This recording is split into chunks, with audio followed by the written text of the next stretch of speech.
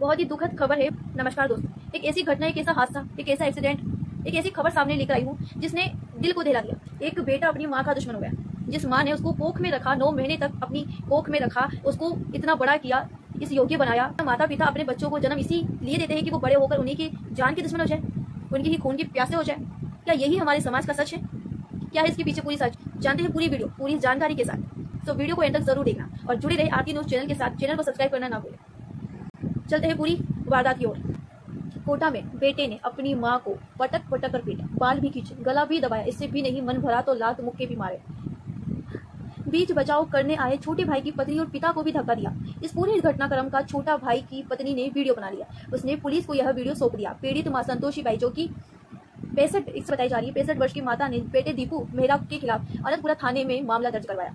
प्रारंभिक जांच में प्रॉपर्टी का विवाद होने की आशंका बताई जा रही है।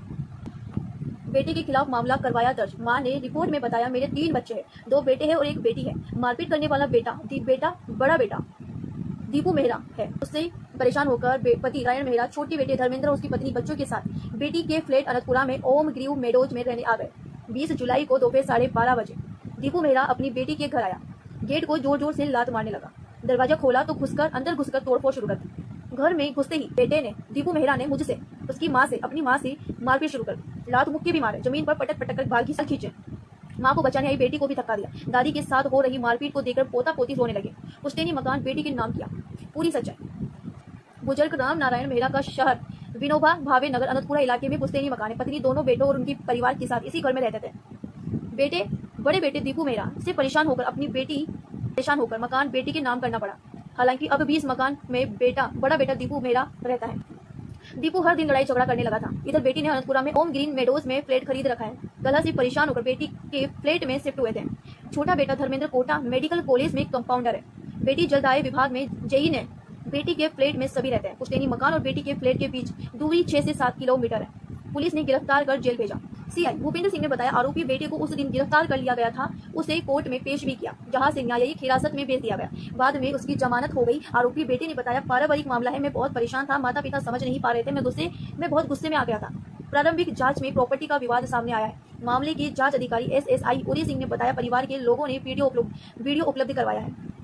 तो सुना आपने, एक बेटा कैसे अपनी माँ को मार सकता है, कैसे अपनी माँ के खून का प्यासा हो सकता है, कैसे अपनी माँ को, जिस माँ ने उसको जन्म दिया, वो उसी को लाते मार रहा है, मुक्के मार रहा है, बेतरीके से बेरहमी से उसके बाल खींच रहा है। आखिर क्यों ये लोग हमारे भारत को इतना बदनाम करना चाहते हैं? ऐसी शर्मसार हरकत की वजह से आज भारत को बदनामी हो रही है, भारत को बदनाम किया जा रहा है। लोगों की बुद्धि सच में जीर्ण हो गई है, बिल्कुल भ्रष्ट हो गई है। लोग अपने माता पिता की सेवा करने की जगह उनको शांति से रहने भी नहीं दे रहे हैं। ऐसी सिचुएशन में क्या करना चाहिए, बारे में जानकारी लेते हैं। ऐसी सिचुएशन, जब बूढ़े बुजुर्ग माता पिता के ऊपर हाथ उठाया जाए, तो ऐसी सिचुएशन में क्या किया जाए, आइए जानते पूरी खबर। सीनियर सिटीजन एक मदद ले सकते हैं बुजुर्ग। बेटा बेटी या बहू प्रताड़ित करते हैं। बेटा बहू संपत्ति हड़पना चाहते हैं। बच्चे बुजुर्ग माता पिता को मेंटेनेंस नहीं देते। बच्चे उनके साथ मारपीट करते हैं, या फिर बच्चे या बहू उन्हें शांतिपूर्ण जीने नहीं देते। ऐसे में क्या किया जाए? बुजुर्ग के साथ मारपीट और धमकाने पर 1 साल की सजा, 1 साल तक की सजा और जुर्माना। आईपीएस की कौन सी धारा के अंतर्गत सजा मिलती है, आइए इसको पूरा देखते हैं। धारा 323। जी हाँ, ध्यान से सुनिएगा, याद रखिएगा। अगर कोई व्यक्ति जानबूझकर सामने वाले को चोट पहुंचाता है तो कुछ समय के लिए जेल होती है। जेल में रहने की अवधि 1 साल की हो सकती है। 1,000 रुपए का भी जुर्माना लगाया जाता है। धारा 352, 352, जब कोई व्यक्ति किसी पर हमला करता है या ताकत यूज करता है तो जेल हो सकती है।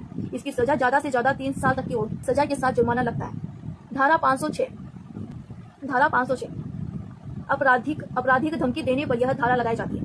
जेल के साथ जुर्माने का भी प्रावधान है।